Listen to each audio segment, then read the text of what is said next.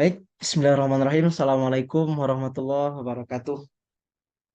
Waalaikumsalam Perkenalkan, warahmatullahi kami wabarakatuh. dari kelompok 9 dari Prodi Pendidikan Teknologi Informasi, mata kuliah Sistem Operasi.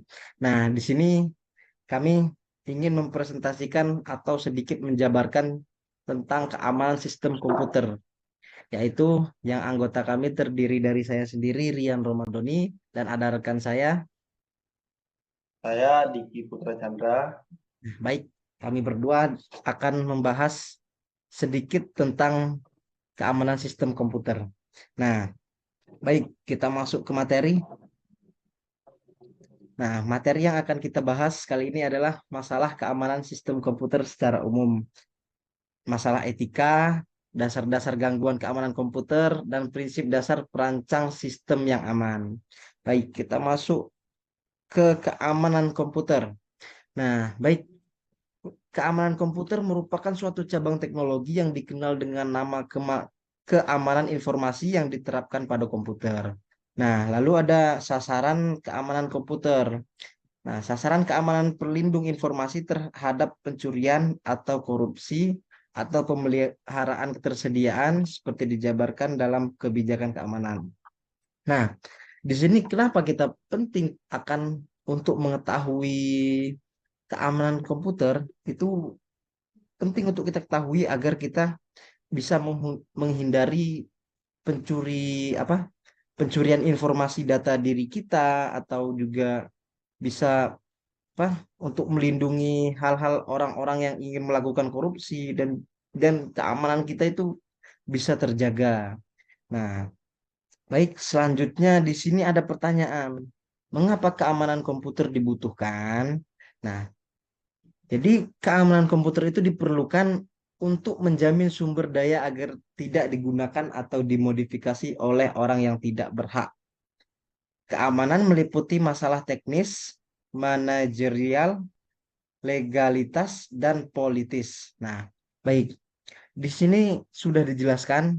Jadi pertanyaannya mengapa keamanan komputer dibutuhkan? Yaitu tadi agar tidak digunakan atau dimodifikasi oleh orang yang tidak berhak atau orang yang tidak bertanggung jawab atas tindakan-tindakan yang bisa dilakukan, tindakan yang tidak senonoh atau tidak tindakan yang bisa mencoreng nama baik kita. Nah, itu sangat dibutuhkan untuk keamanan komputer. Lalu di sini ada tiga kelompok keamanan sistem. Nah, itu ada yang pertama keamanan eksternal,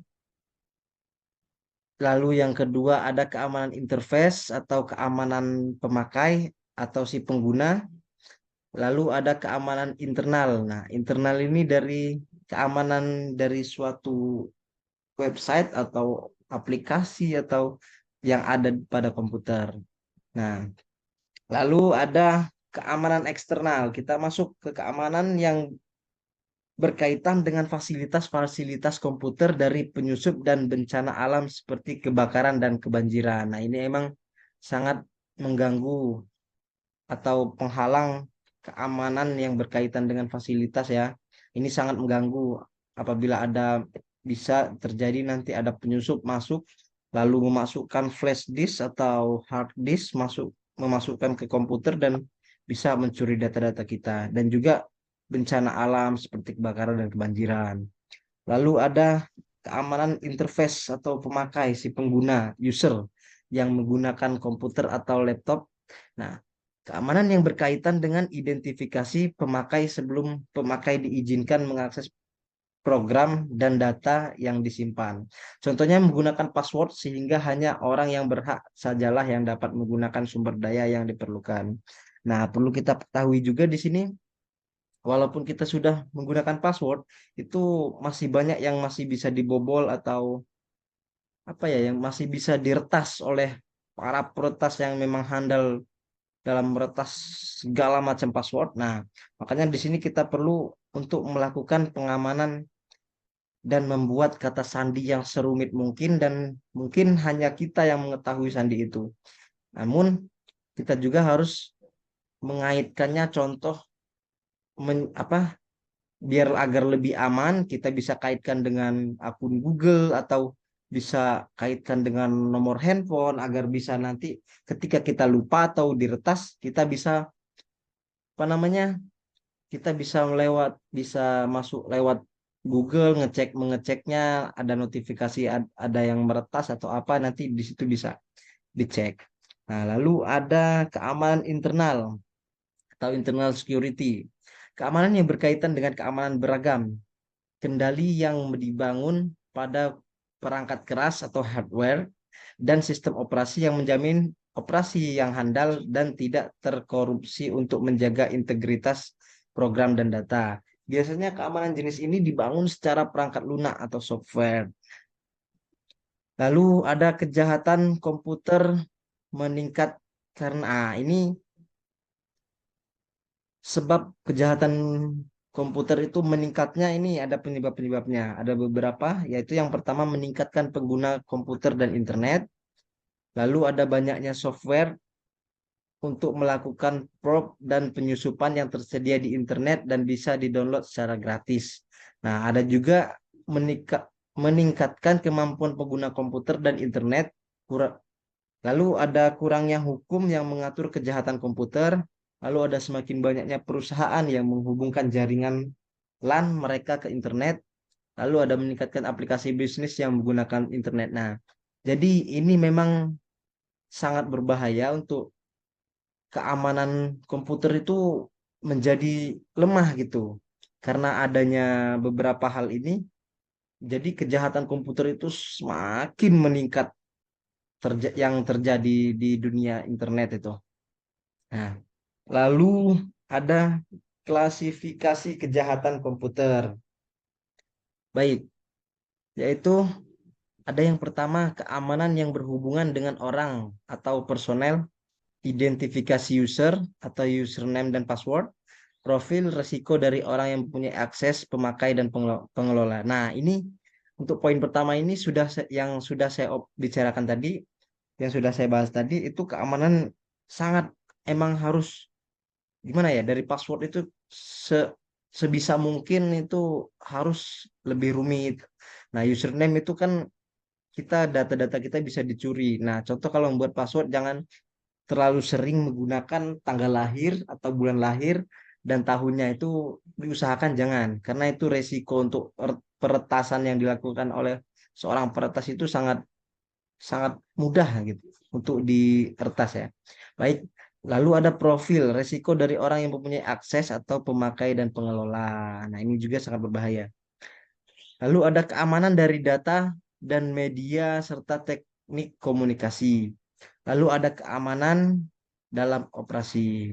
Nah, baik, sudah sejauh ini mungkin intinya keamanan sistem komputer itu sangat diperlukan bagi kita. Baik, untuk masalah penjelasan selanjutnya akan dilanjutkan oleh teman saya yaitu Diki Putra Chandra. Baik, waktu dan tempat dipersilahkan. Baik, untuk masalah selanjutnya yaitu ada masalah etika. Jadi ada 10 etika pengguna komputer, yaitu satu, jangan menggunakan komputer untuk membahayakan orang lain. Terus ada juga jangan mencampuri pekerjaan komputer orang lain. Terus ada jangan mengintip file orang lain, jangan menggunakan komputer untuk mencuri, jangan menggunakan komputer untuk menipu orang lain. Terus ada lagi, jangan menggunakan atau menyalin perangkat lunak yang belum dibayar. Terus jangan menggunakan sumber daya komputer orang lain tanpa otorisasi. Jangan mengambil hasil intelektual orang lain untuk diri sendiri. Terus pikirkanlah juga mengenai akibat sosial dari program yang ditulis. Terus ada lagi, gunakan komputer dengan cara yang menunjukkan ketenangan atau penghargaan. Baik, untuk slide selanjutnya. Nah, slide selanjutnya ini ada kita akan membahas ethical hacking, yaitu hacking beretika. Ethical hacking merupakan aktivitas penjebolan atau penyusupan suatu sistem komputer dengan menyertakan izin dan pengetahuan dari pemilik sistem tersebut. Sangat diperlukan untuk membahas ethical hacker dari jeratan hukum. Sangat diperlukan sebuah perjanjian antara ethical hacker dan pemilik sistem. Jadi ini ethical hacking ini adalah aktivitas hacker untuk menjebol sistem kalian. Jadi menyalahgunakan izin atau pengetahuan dari pemilik sistem tersebut. Sangat diperlukan ethical hacker ini sangat sulit sulit jeratan hukumnya itu jarang orang-orang yang membahas tentang jeratan hukum hacker-hacker itu. Terus sangat diperlukan sebuah perjanjian antara ethical hacker dan pemilik sistem tersebut. Jadi sebelumnya itu kalian harus membuat perjanjian dulu apa, jangan nyampe dibuka ini gitu. Terus selanjutnya itu ada hacking. Hacking adalah suatu tindakan memasuki suatu sistem orang lain secara tidak sah untuk dapat mengetahui bahkan mempelajari segala jenis kegiatan dan cara kerja dari sistem yang dia masuki itu. Jadi hacking itu orang yang memasuki sistem kalian dengan tidak tidak tanpa sepengizinan kalian. Jadi mereka itu mengetahui apa di dalamnya, apa dia mau mencari identitas kalian atau mempelajari apa apa yang kalian kerjakan di situ, file-file kalian. Terus selanjutnya itu ada phreaking. Phreaking itu praktek hacking menggunakan telepon atau mempergunakan media telepon atau peralatan telepon agar si pelaku bisa masuk ke sistem tersebut.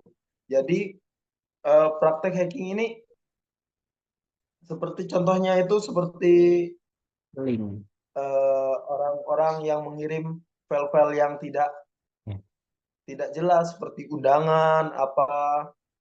Jadi harus hati-hati untuk hal ini. Terus selanjutnya itu ada cracking software. Cracking software juga sebuah pembelajaran mengenai mempelajari sistem cara kerja suatu software dan memodifikasinya sesuai selera kita. Checking software lebih banyak berbau negatif. Selanjutnya, terus selanjutnya ini ada carding.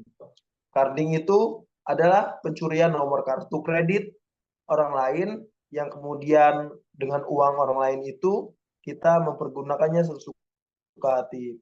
Carding ini seperti orang yang mencuri kartu kredit seseorang, terus dia menyalahgunakannya itu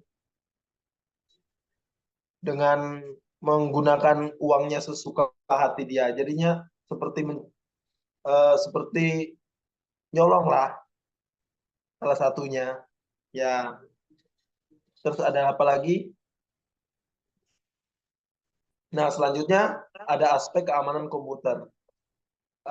Satu, privasi atau confidentiality. Definisinya itu menjaga informasi dari orang yang tidak berhak mengakses. Terus privasi itu lebih ke arah data-data yang sifatnya privat.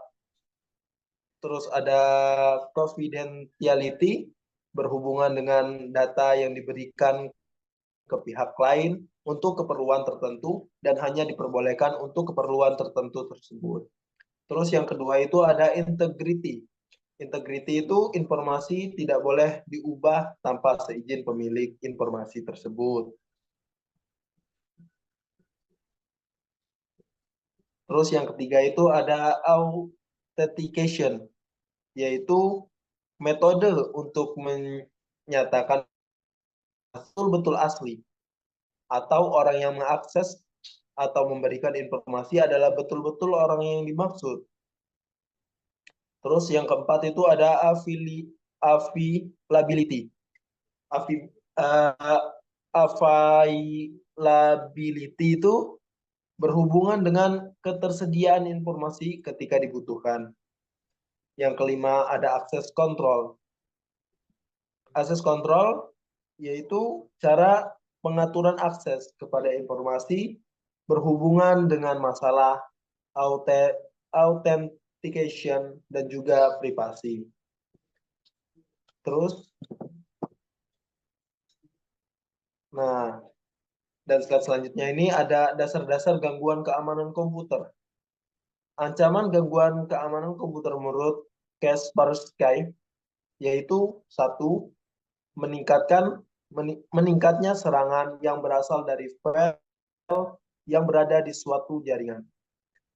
Terus meningkatnya serangan malware dari melalui jaringan P2P. Terus yang ketiga itu ada penjahat cyber melakukan kompetisi traffic. Terus yang keempat antivirus palsu. Yang kelima serangan terhadap Google Web.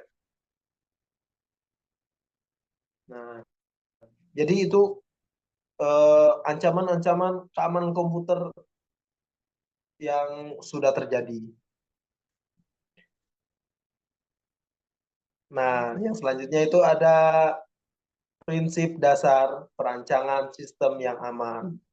Jadi di sini ada prinsip-prinsip dasarnya untuk merancang sistem biar lebih aman, yaitu less privilege, terus ada economy of mekanisme, acceptability, complete mediation, dan open design. Nah, Nah, baik. itu prinsip-prinsip dasar perancangan sistem yang aman. Ya, baik. Terima kasih kepada Diki Putra Chandra yang telah melanjutkan pemaparan materi yang telah saya bacakan di awal dan kini sudah sampai di penghujung penjelasan. Nah, dari semua yang telah kita bahas tadi, nah dari sini kita mengapa dianjurkan untuk mengetahui keamanan pada komputer atau handphone atau laptop dan alat elektronik yang lainnya itu sangat penting untuk kita menjaga keamanan agar data pribadi informasi kita tidak bisa diambil alih oleh seseorang yang tidak bertanggung jawab. Baik, sekian presentasi dari kami. Terima kasih. Kurang lebihnya kami mohon maaf. Di sini kami masih dalam proses pembelajaran. Jika ada saran atau masukan, silahkan tambahkan di kolom komentar. Mungkin cukup sekian dari kami berdua. Kurang lebihnya mohon maaf. Kami tutup. Assalamualaikum warahmatullahi wabarakatuh. Jangan lupa subscribe, ya, like and comment.